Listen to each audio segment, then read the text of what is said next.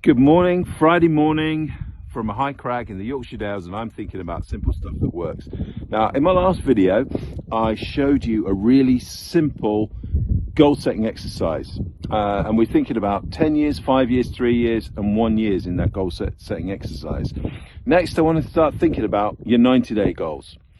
90 days in business is a long time, and it's about long enough to start planning and to keep to a plan every 90 days.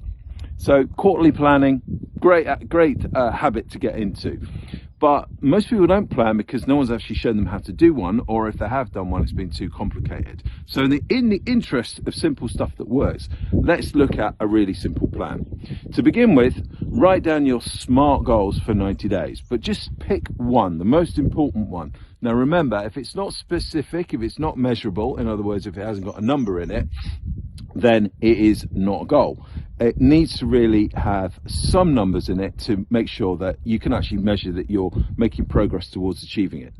So once you've written that down, the next thing that you want to do underneath that is write a compelling reason why you want to achieve that. In other words, what will that mean for your business or your life, or your business and your life, if you achieve that goal? Be emotional about it. You know, how much better will things be if you achieve that goal? Then after that, what you want to do is write two other columns, one being possible obstacles that will get in the way of you achieving those goals, or that goal. And some of that might be your own mindset. Anything at all that you think might stop you from achieving it. Could be lack of skills, lack of knowledge, you haven't got the resources in the business. Whatever the obstacles are, write that down in one column, and in the next column next to that, possible solutions to those obstacles. So what we're doing here is we're breaking all of this down onto one page. Underneath that, what we want to do is then have a column that says all of the tasks that you can think of that will help you achieve that goal. And it could be 1, it could be 12, it doesn't want to be too many, but think of all the different tasks that you're going to need to do in order to achieve that goal. Next, after that, in the next column, head that with time and estimate how much time is going to be needed for each of those tasks. If it's an ongoing task, how much time per week?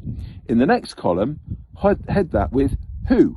In other words, who is going to execute those tasks, or who is going to help you execute those tasks? And in the next column, write down the deadline. In other words, in the next 13 weeks or 90 days, when do you want that task to be completed? That is a really simple way of creating a plan. Now, in the last video that I sent you, I talked about that goal setting exercise. Today, I've talked about SMART goal planning. And both of those things are simple templates that you can use in your business straight away. If you would like a copy of the goal setting exercise or the SMART goal planning exercise that I've just talked about, either direct message me or put in the comments below and I will send you a copy of those. In the meantime, enjoy the view.